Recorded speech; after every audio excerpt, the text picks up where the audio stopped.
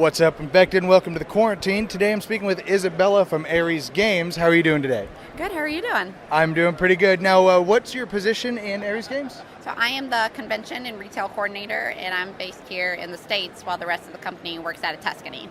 Okay. Well, before we even get started, Gen Con 50, like a historic event in board games in general, if you could describe Gen Con in one word this year, what would it be? I'm gonna go two. I'm gonna go controlled chaos, but you can put a little dash. Oh yeah. Make it one. There we go. Because obviously it's huge and it's everything, but it's a lot more organized and I'm making it through the hallways way better than I anticipated. Yeah. Like 168,000 people, and it's super crowded, but not as crowded and as chaotic as you would think. Yeah, right? like I thought I was going to be like blowing out my brains and like the lines are going to be crazy, but honestly, it's been really controlled and organized. From what I understand, there's been very little issues with hostilities, people shoving. Yeah, honestly, it's almost less than in years past. Yeah, right? Yeah, so there's not enough room. There's not enough room to do it. So, what can you tell me about some of your recent games that just came out, or any that, of course, that you're allowed to speak about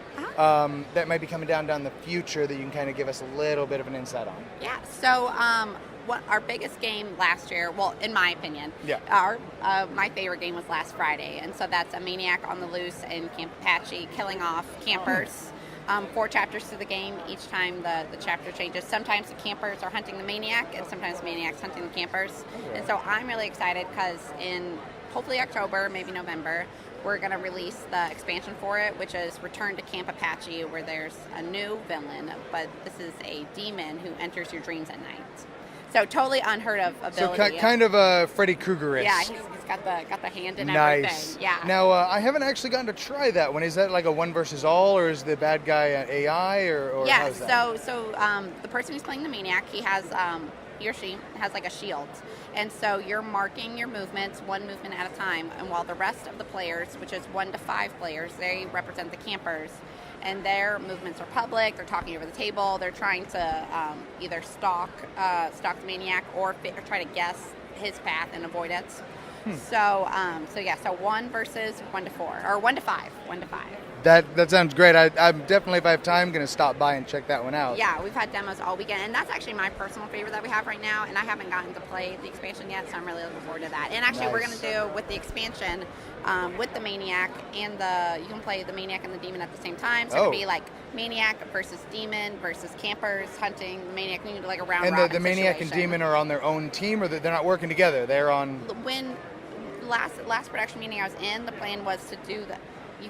You have the choice. You could either put them both in, or you could have one replacing the other.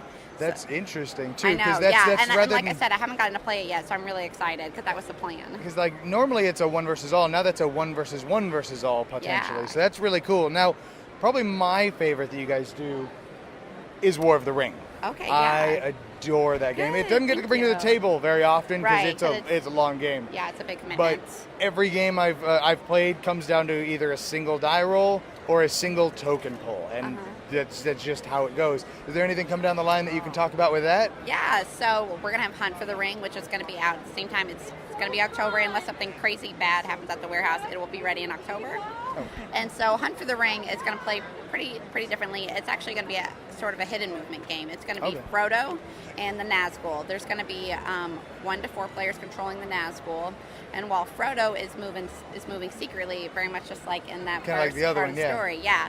Well, and so the first part of the game is Frodo's journey to Bree. Yeah. And the Nazgul have 3 different options of how they can try to search for Frodo. They have a kind of a corruption meter. Yeah.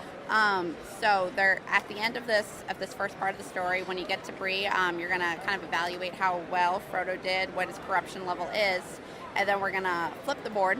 And after that, you're gonna start your journey to Rivendell.